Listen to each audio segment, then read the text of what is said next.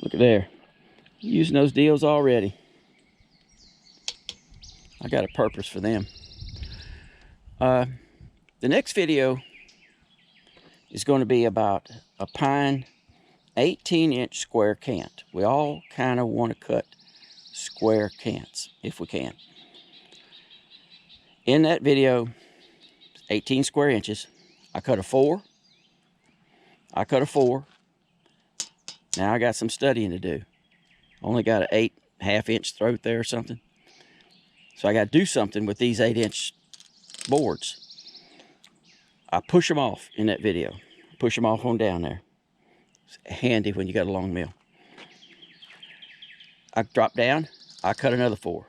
So now I got 2 4s by 18s laid on the deck.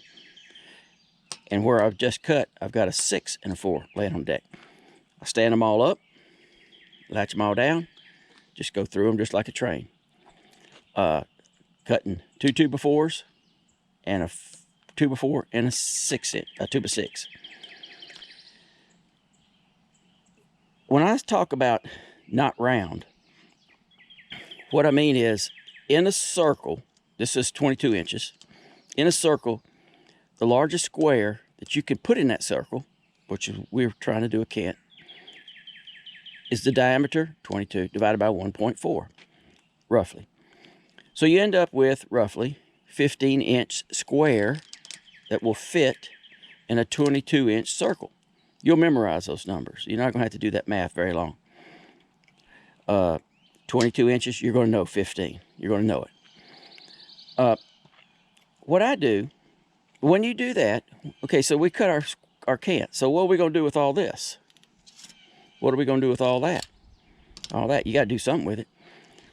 Oh, okay, well, I guess we could cut some 1-bys, but they're going to cup like heck. These might not cup as bad, but it's still a cut for a 1-inch board that might not end up being worth much. What I do, I extend my square. So now let's call it a proposed square. I extend it, in this case, out 1.5 inches. So right here, I'm missing some. I extend that line out 1.5 inches. This might sound complicated, but it's not. Once you get it in your head, there's nothing to it. Here, I'm going to lose a little bit. Here, I'm going to lose a bit because I extended this. So I'm going to lose a little bit possibly on the corners. But I was possibly going to lose a little bit on the corners anyway. But here I will for sure lose a little bit on the corners. But what I've done, I've put a lot more meat in that cant. So now I've got an 18-inch square cant with a very good possibility of having 4 substandard boards on the edge. It's not guaranteed, but a good possibility. The bigger point for me is now I've got so much less waste that I've got to deal with. Most people, when they see a board like that, I mean, it goes in the trash pile. They don't think about this, a trash pile. But if you got one this big, you're going to think about it. You're going to say, well, man, you know, by putting it in the not round, I've put more meat in here. So I've turned a 15-inch square cant with waste or substandard boards into an 18-inch square cant with less waste and 3-inch more in the boards. Now, the video that I was just talking about, that 18 by 18, I think that was just a true 18 by 18. It just worked out where there was no waste. I think I might have had one corner. I did have one corner that was wasted. But the rest was almost perfect square.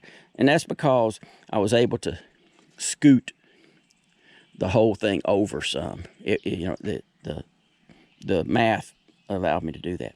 But anyway, that's what I'm talking about by not round. I don't really go for square. My goal is to quickly, in fewer cuts, get it into a not round. I don't mind throwing that board away. But I put more usable, good grain boards in the what I start stickering and stacking. I kind of like those deals.